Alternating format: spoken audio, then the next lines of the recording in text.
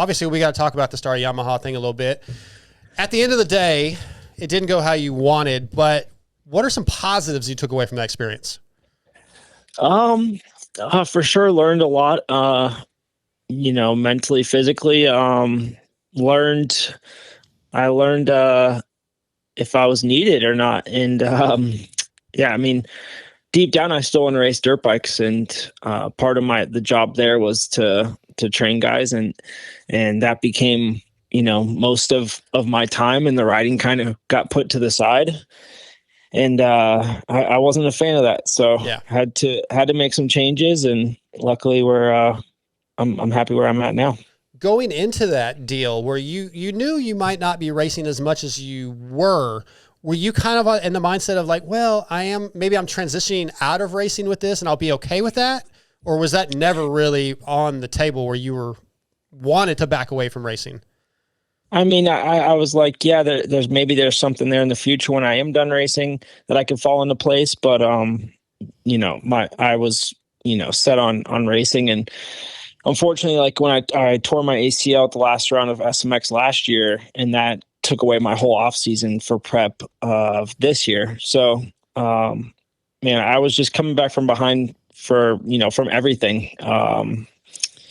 And I guess, yeah, the results weren't good. And then obviously the rest kind of followed. With the training side of it, you also told Steve Mathis that only a couple of the guys really were listening, and can only imagine how frustrating it is to work with these guys and they're not really following what you're trying to help them with. And you're really literally trying to help them. Yeah. Yeah. It's not like any of the kids were being mean or like, not taking advice, but you could tell the ones that actually wanted help, would like listen to what I was saying and not just kind of, go through the motions. And, those guys obviously improved, and it was fun. It was cool to like watch them get better, help those guys out. But yeah, I mean, there's for sure, I would say I was like the redheaded stepchild of that team, for a bit. Just didn't have a place where I really fit in, whether it was on the riding side or the training side. And yeah, I mean, just never felt like I had a spot where like, this is where I belong. So it is what it is. I'm glad that you were able to get out of that contract, step away, and now with QuadLock Honda and Yariv. Dude, Yariv's such a good dude, so passionate about the sport and his riders that I just think that it's going to be a total turnaround for you. For sure. And I mean, I already feel super good on the bike, and yeah, I mean, we would be heading to Malaysia if that wasn't canceled this weekend, but yeah, I'll be ready here in a month, I think it is, to the next round.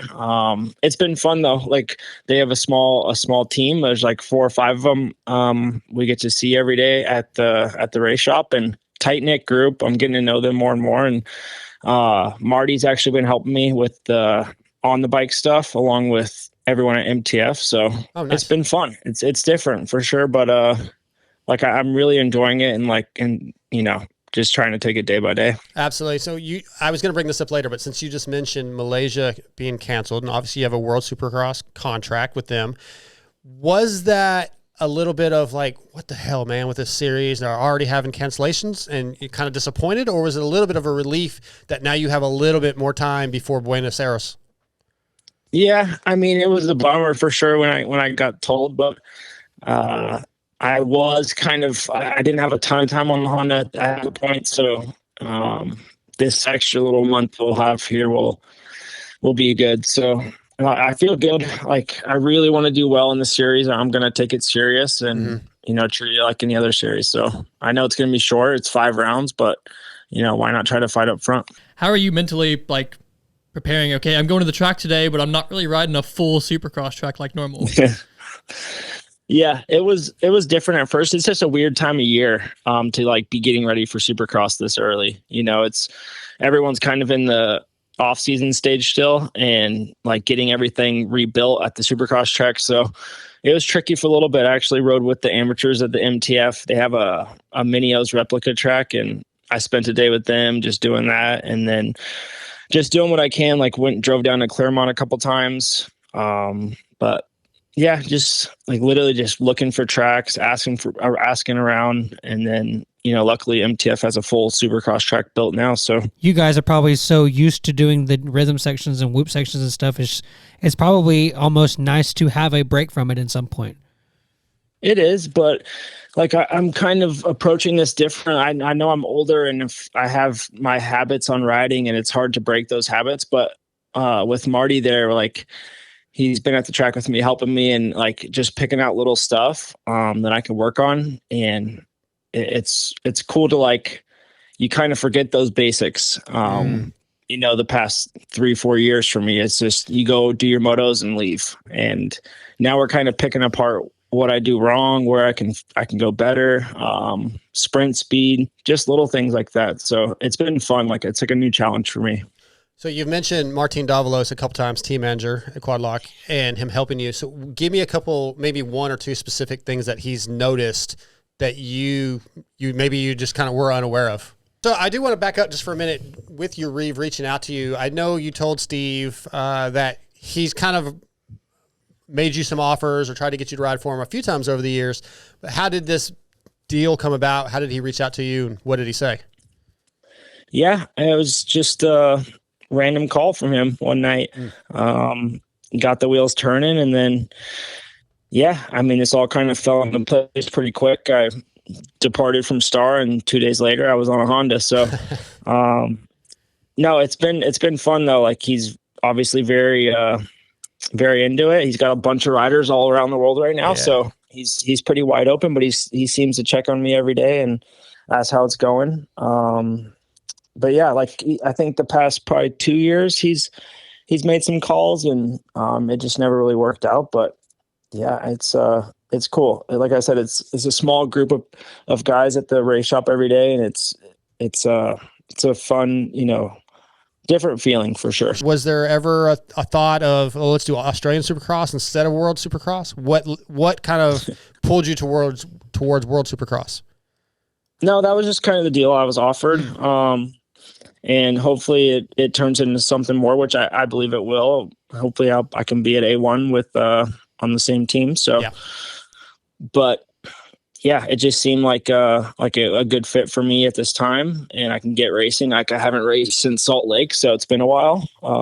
Just get some gate drops and obviously try to put in some good results. What are you doing to prepare to get freezed in WSX? Was from HCR Mafia, and to add on to that, been freezed. And to add on to that, like we gave him a quiet bike. Like, what are we doing? Oh God.